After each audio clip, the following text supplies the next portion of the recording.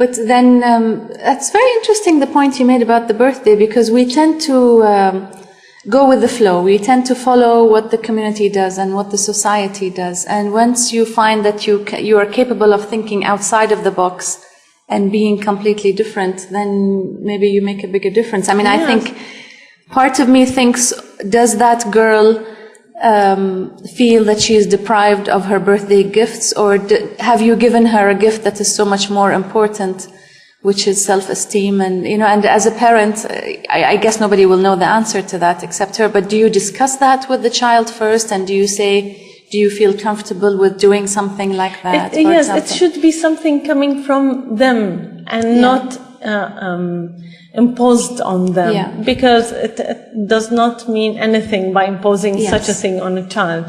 But and we can, this child, this little girl, maybe she went through so many things until at the end she decided this decision. But we can help our children even in not telling them not to accept gifts, but okay, what about taking some of the gifts to other children who might be in need? Not to start with the dramatic change, which will be a big shock for the child. And what ages are we talking about?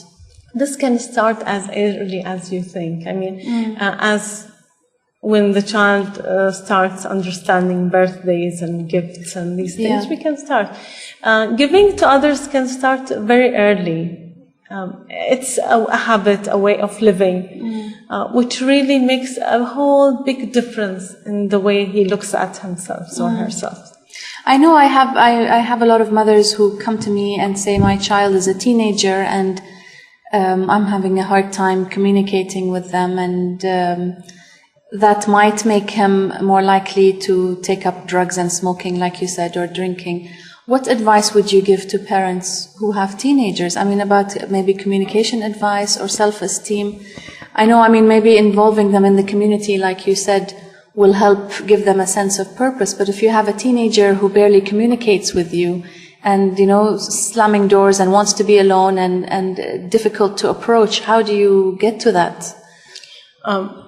person? I will say first the tweens before going to the teens, or even the children. Building a relationship earlier is much better than starting to building it in the teenage, because when the child reaches their teenage, then there are many factors affecting the way he thinks, the way he feels. So it's good that if we have a child, a small child, not small, let's say 9, because tweens are before teens, which are from 9 to 12. This is a good time to build a very strong relationship, speaking one-to-one together. And maybe sometime before bedtime is a really good time to speak together. Sometimes parents ask, okay, what shall we speak about? Anything. And when we say anything, we really mean anything. How was my work day today? What happened on the road to me? Something I realized. These are all things that really we can chat with our teenage or with our children, tweens, or even little children. And then they will get the habit of speaking out and telling us also what matters to them. And if we decided that we will do it before bedtime, for example, it's better not to evaluate what they are saying. Yes. How dare you did so and so? And why did you do this?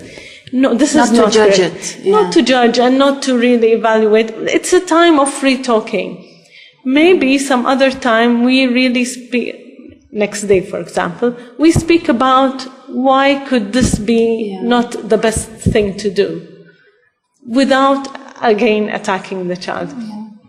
And about teenage, the question that you asked, teenagers go through so many different things, and getting to know more about them is very important.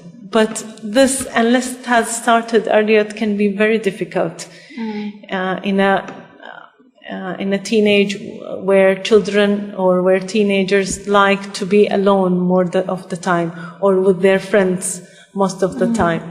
So it can be more difficult, but more easier if it's earlier. Yes, that's why I would really encourage more parents to spend more time with their children and to have this strong relationship.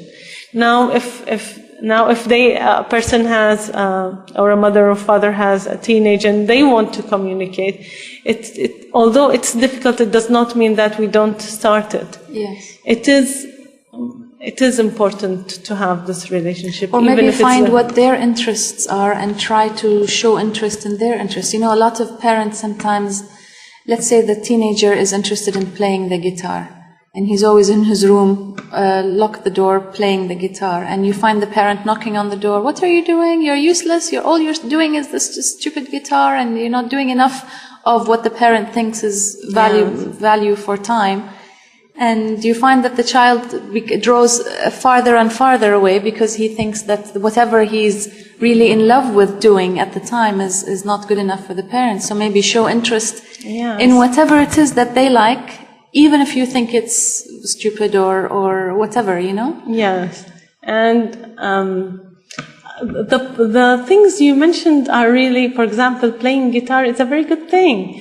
It's great. I would love my children to play the guitar. In a family gathering or in a celebration or anything, Eid, for example, since Eid is coming.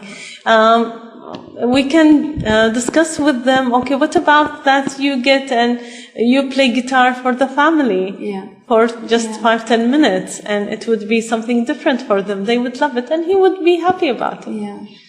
I mean, if he would like to do it. I think what happens as well a lot is, and I catch myself doing that as well sometimes, is you have a dream for yourself and you never got to do it. And you try to get your child to do it because that's what you think is good, or, you know, and at some point, for example, because speaking of guitar, I love playing the piano, and I stopped for a very long time because for all kinds of reasons. I had kids and college and stuff. So I found myself asking my children if they want to play the piano, and then I thought, no, wait, I have to first think, is it my dream or is it their dream? I have to decide. And I had a long discussion with them. I think music is great, but I just wanted to be sure that it's not my dream that I'm imposing on them. This is a very subtle thing, and it's really nice that you have noticed it, because many times it goes unnoticed. And it's very nice that you noticed that it could be your dream and not theirs. And many things like this happens. For example, encouraging them to study medicine. Anything, or I know a lot of people who were forced. It's only because we were not able to do it, so we want our children to do it. It's their lives, it's not our lives. But how do you leave it completely up to them? Also, I mean, I remember when I was a teenager or when I was younger, I didn't know what I wanted. And without a bit of guidance, you really, you know, you're completely lost. Guidance is important, but imposing things is something different. Guidance is where we tell them where are the areas that we believe now that could be of more opportunities for future. And to show them the things. But imposing is when we have a dream of having a doctor or a physician in our family. And this child, since he has high marks and he's an A student, then he's most likely he can achieve this for us. And maybe he wants to study something totally different, which also has good opportunities in the future. So, and here where comes the difference. I mean, if we are trying to impose because something we want strongly from inside, or no, we are trying to provide the guidance on what are the choices that he has. Well, I wanted to also ask you about something that keeps coming up these days. My daughter is 9 and a lot of my friends have children about the same age. And I feel that in our society, speaking about the human body and what happens to the human body and puberty and intercourse and, you know, marriage and how babies are made, etc., because the society is conservative, that conversation tends to come a bit late. sometimes too late. I think, at least in our generation, if you speak to people from my generation, they always tell you, oh, I never was told enough, or I was always so curious, nobody told me. I mean, today with internet, you can find all kinds of answers. This is the problem. The first question is, what age should you start? And the second question is, does that make them better at dealing with potential child molesters or children who might be abused, for example, or violated? Does that make them more comfortable with their body that will protect them from something like that? At the age of 9, if we are going to speak about an age of 9 and above, then it's good to know really that about certain things, that the changes in their body. But I think we can even start much more earlier. Mm-hmm. It can start once the child is born, showing them that there are certain parts in their body that need to be respected. So we don't change children, we don't change diapers in front of others, even if they were their brothers and sisters. And as they grow up, they know that, okay, if they want to change their clothes, they need to be in their rooms or in a place where somebody else see them. They change and they come because they respect their body, and their body is something they need to keep.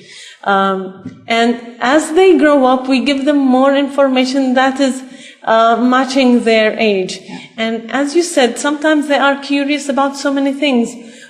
The girls, they would ask about their breasts, or they might ask other questions, whatever comes into their mind.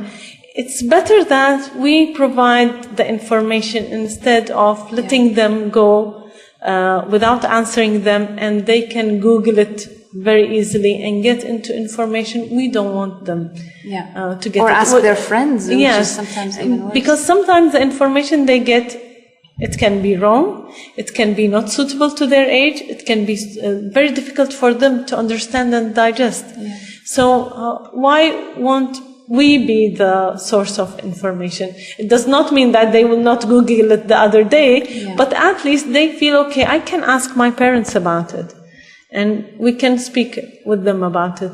The earlier we answer these questions, we don't let a place for them to go and ask others or to be curious. And especially with girls, since they grow up faster, it's better we introduce things to them.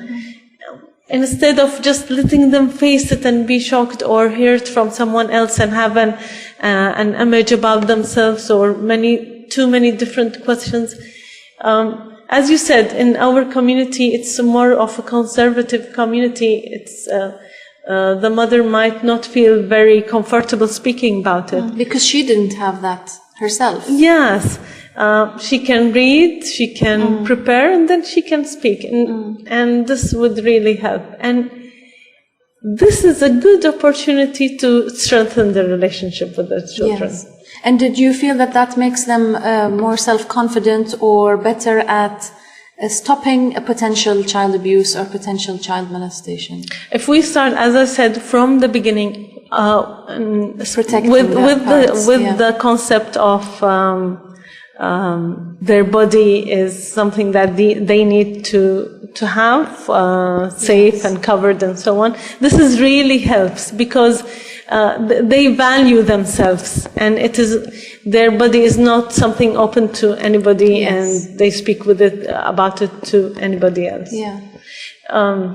Now there are other challenges that can come up, but this can have a good positive role.